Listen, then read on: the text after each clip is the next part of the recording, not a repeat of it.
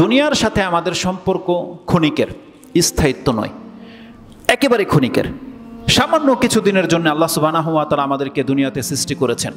যদি আল্লাহ সুবহানাহু ওয়া তাআলার ভাষায় বলি, তাহলে কোরআনে এই মর্মে আয়াত রয়েছে, সূরা আন-নাজিয়াতের একেবারে শেষ আয়াতে আল্লাহ সুবহানাহু ওয়া তাআলা বলছেন, যারা এই কাফের বেদিন পরকালকে বিশ্বাস করে না, যেই দিন মৃত্যু ঘটে যাবে, হাসরের মাঠে যখন তাদেরকে উঠানো হবে, সেই দিন তারা অবশ্যই ফিল করবে যে এই জমিনে তারা কতকাল ছিল।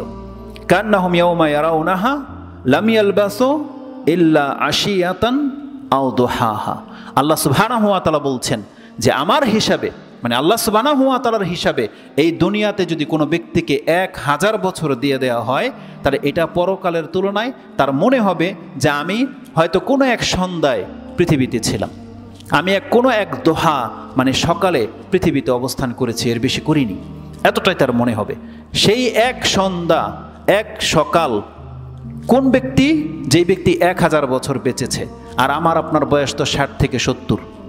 রাসূল সাল্লাল্লাহু আলাইহি ওয়াসাল্লাম তো এটাই বলেছে যে আমার উম্মতি, আমার উম্মতের বয়স কতর মধ্যে রাখা হয়েছে? বাইনা 60 ওয়া 70 সানা ওয়া আকাল্লু মা ইয়াজুজ।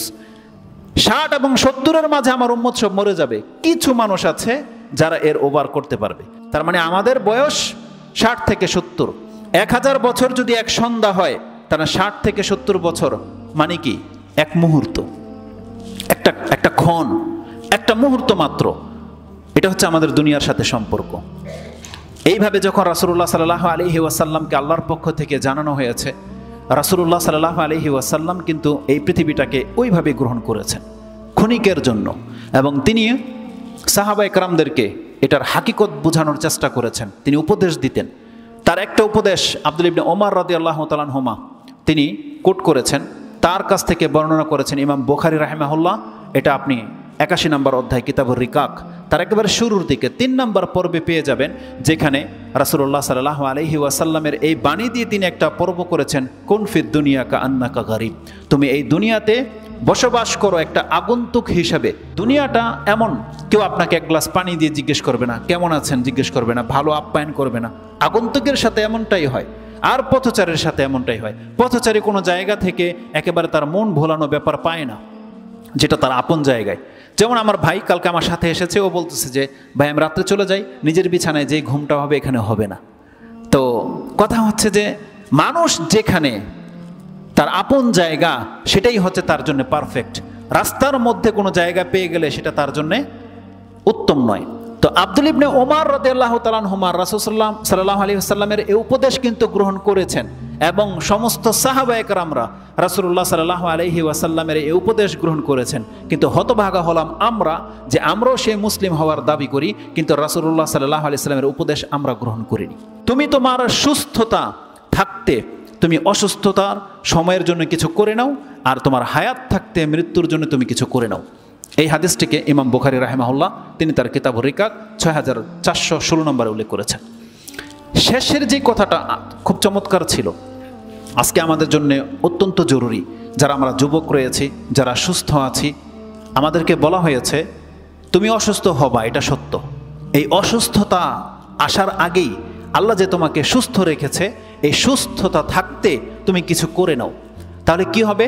যেই দিন তুমি অসুস্থ হবা সেদিন তোমার লস লাগবে না। সুবহানাল্লাহ, এত চমৎকার একটা হাদিস রয়েছে। কোনো ব্যক্তি যদি সফরে চলে যায় অথবা অসুস্থ হয়ে পড়ে থাকে বিছানায়, তার আমল নামার মধ্যে আল্লাহ ওই নেকি লিখতে থাকে, যেই নেকিটা, যেই আমলটা সে সুস্থ থাকতে এবং মুকিম অবস্থায় বাসায় করত।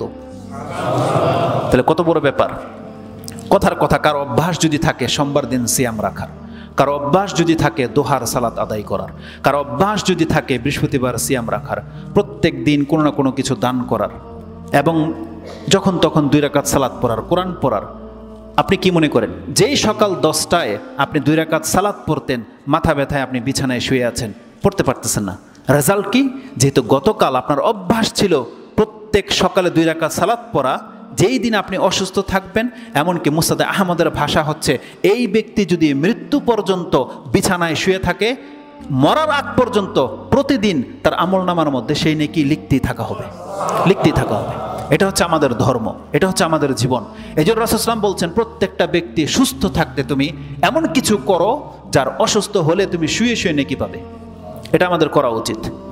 তা আল্লাহ সুবহানাহু ওয়া তাআলা আমাদেরকে তৌফিক দান করুন। রাসূলুল্লাহ সাল্লাল্লাহু আলাইহি সাল্লাম বলছেন, তোমরা দুনিয়ার নয় বরং পরকালের জীবনটাকে প্রাধান্য দাও।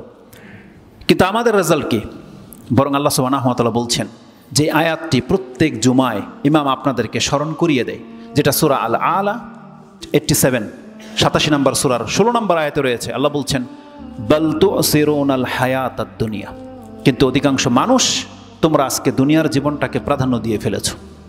অধিকাংশ মানুষের স্বভাব আমাদের এটা, যে আল্লাহ সুবহানাহু ওয়া তাআলা বলছেন বাল তুসিরুনাল হায়াতাদ দুনিয়া, তোমরা তোমাদের পার্থিব জীবনটাকে বেশি প্রাধান্য দিয়ে ফেলেছো, ওয়াল আখিরাতু খায়রুন ওয়া আবকা, যদিও তোমার জন্য পরকালের জীবন স্থায়ী এবং উত্তম একটা জীবন ছিল, কিন্তু আমরা সেটাকে প্রাধান্য দিতে পারিনি। আমরা দুনিয়ার জীবনটাকে প্রাধান্য দিয়ে ফেলেছি।